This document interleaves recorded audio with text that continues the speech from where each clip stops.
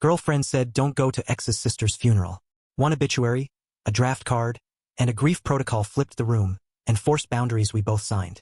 Like and subscribe now, and turn on the bell so you never miss the next story.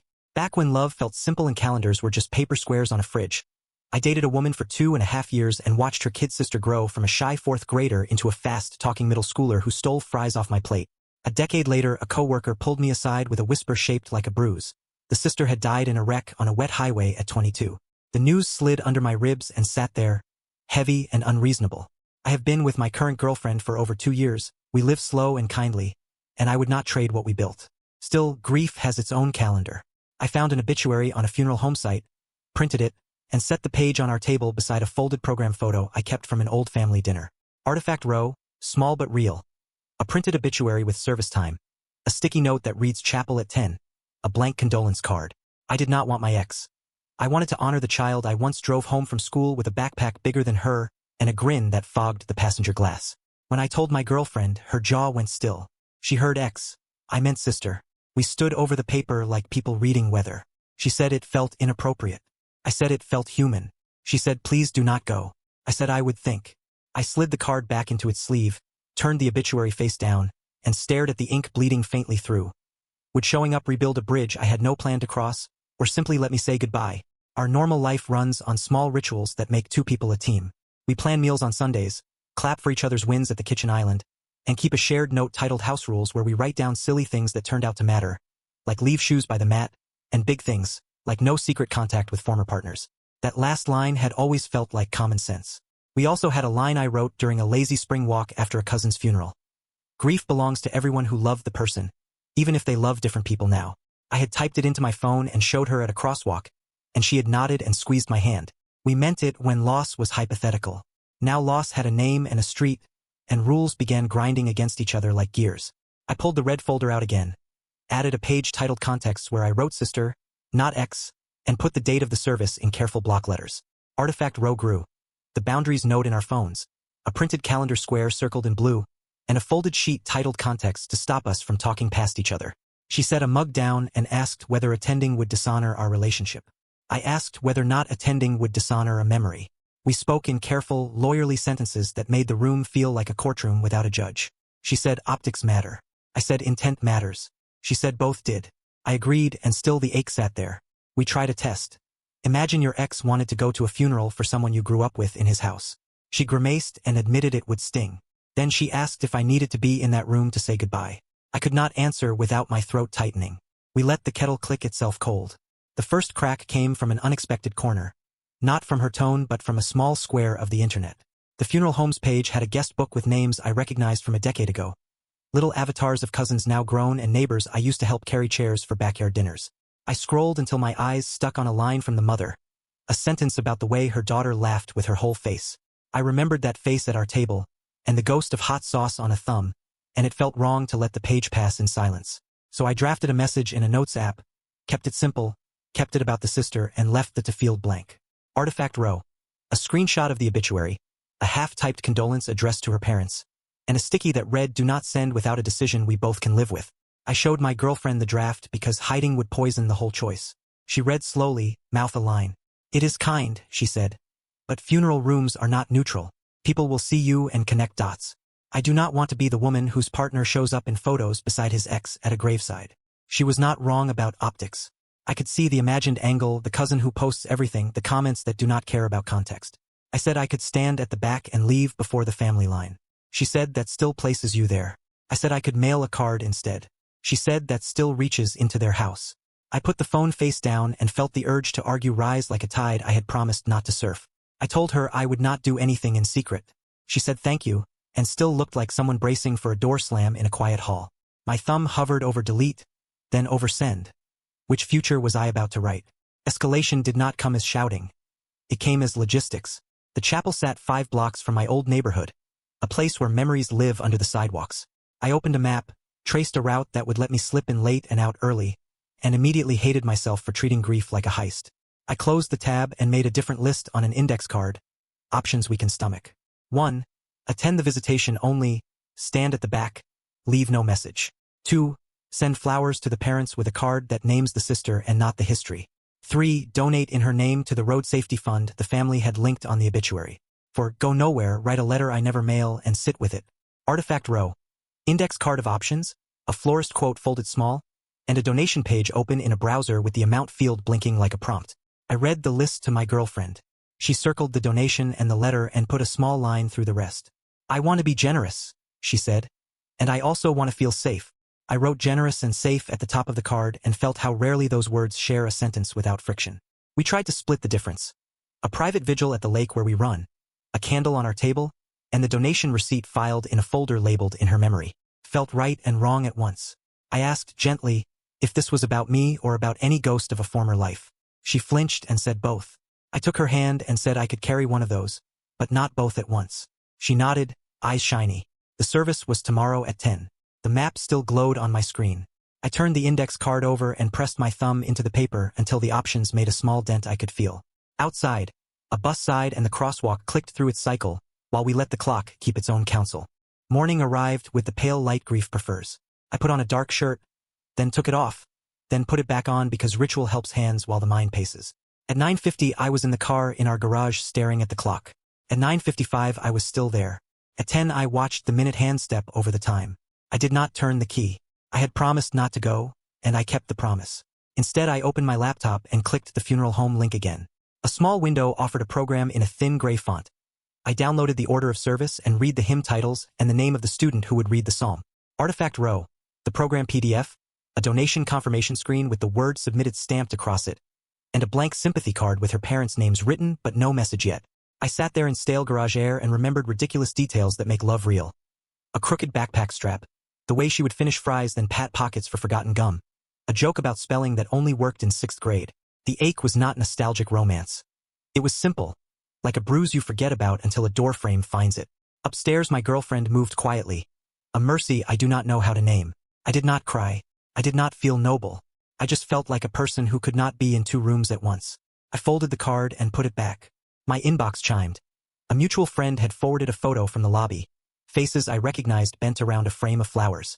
I closed it without saving. I went for a run by the lake and counted breaths the way a kid counts cracks in a sidewalk. Did staying away honor anyone? Or did I let fear set the terms? The path smelled like damp cedar and cold mud, and geese heckled me from the waterline as if the world were not busy with bigger losses. Back home I printed the donation receipt and slipped it behind the program, then shut the red folder and pressed my palm flat on the cover until my breath evened out. When the run burned off the loudest part of the ache, I made a decision that did not feel like victory but did feel like care. I would not try to undo the mourning. I would try to repair the rulebook that had buckled under it.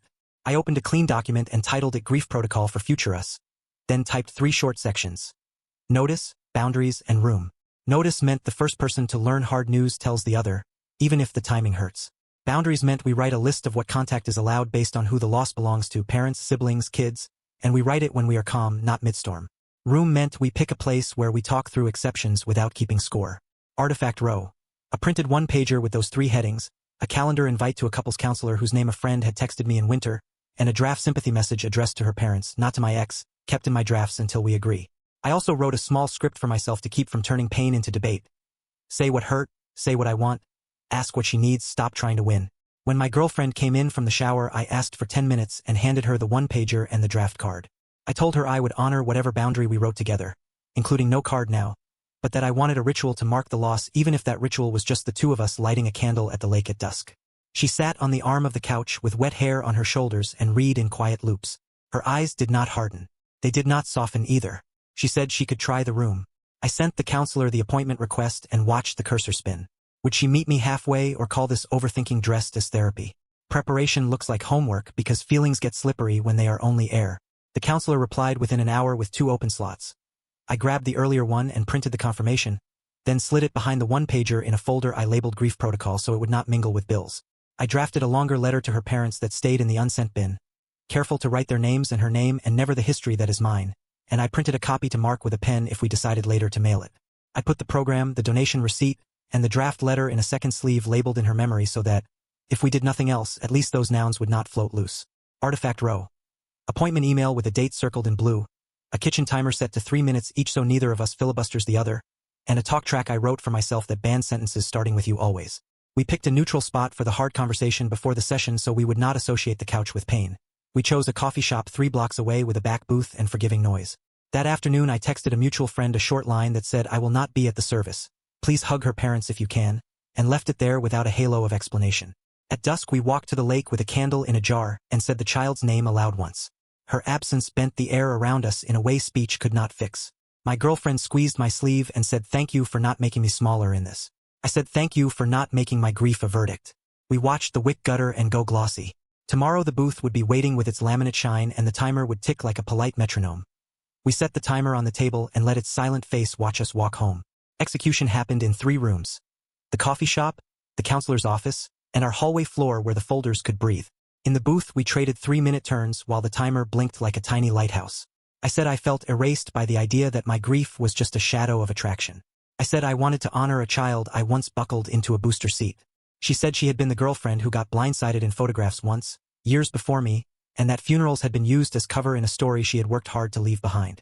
Her honesty moved something stubborn in me. I wrote in the margin of my talk track, "Not about me only. Artifact Row." The folded talk track with that inked line, a receipt from the coffee shop with our names written wrong, and a napkin where she wrote "generous" and "safe" with a small arrow between them. The counselor room the next morning smelled like tea and clean carpet. We set the folders down and the counselor asked us to tell the story in nouns, not accusations. I pointed at program, donation receipt, draft card. She pointed at boundaries note, optics worry, old wound. The counselor drew a box on a pad labeled agreements and wrote "send card to parents only if we both initial, no contact with ex, donation okay, private ritual okay, photos never, no surprise travel." Then she added a line I had not known I needed. "Grief dates do not expire. A letter later can be as real as a visit now." We both initialed in the margins and she photocopied the page. Back home we spread the copies on the hall floor, sat with our backs to the wall, and let the ink cool. My girlfriend touched the draft card. Her thumb hovered over the sentence, "Dear Mr. and Mrs." We set the pen on top of the card and listened to the hallway quiet like it might choose for us. The days that followed did not feel triumphant. They felt like walking on flooring we had just installed, careful and grateful. We kept the candle on a shelf by the door with the program tucked behind it, and we added a small label that said "in her memory" so the object would not turn into a mystery later. I forwarded the donation confirmation to a folder with a rule that starred receipts of care, so they would not sink under sales and ads. Neighbors who had known me back then sent texts with small stories, one about a soccer game in the rain, one about a spelling bee she won by turning a mistake into a grin.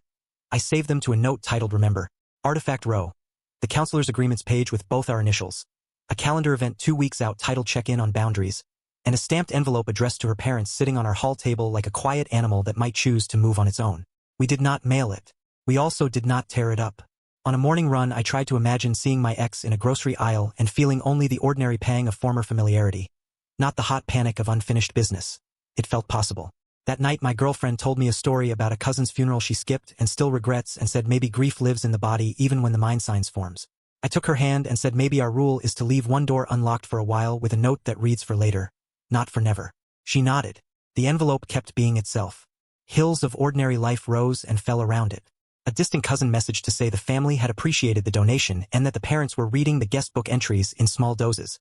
We placed the envelope on the bookshelf instead of the hall table so we would have to decide on purpose. Which shelf would it live on next week? I walked to the corner with the envelope one evening when the light went amber and the city sounded like dishes and dogs and radios. Our mailbox has a brass lid that claps softly. Dropping mail there always feels like releasing a bird. I stood with the envelope above the slot and did not let go. The counselor's copy sat in my bag with the initials like small anchors. Our one-pager about notice, boundaries, room had a coffee ring now and felt like something we might show to future us. I thought about the child's laugh and the way she chewed the end of a straw until it looked like seaweed. I also thought about the woman at home who had trusted me enough to say her old wound out loud and to sign a box that left a door open for later. A man pushing a stroller nod smiled at me the way strangers do when they pass someone deciding something no one else can see. I could mail the card now and live inside the agreement we wrote, or I could wait and see if grief needs a date on paper to be real. Both seemed honest. I slid the envelope back into my bag and walked home past shop windows where people were laughing about small, necessary things. The candle's glass caught our hall light when I opened the door. I set the envelope on the shelf, breathed once, and left the decision for a day that felt less like a test. Maybe love is choosing the rule that lets both of us keep faith with ourselves and each other, even when the room tilts. Maybe goodbye can wait until the word feels like care instead of proof. The lid of the mailbox will still clap softly next week. So will my heart. What would you do here? Mail the card today, wait until the first month passes, or leave the letter unsent and honor her in private. Share your thoughts below. Thanks for watching, and if this story got you thinking, please like, subscribe, and turn on the bell so you do not miss the next one.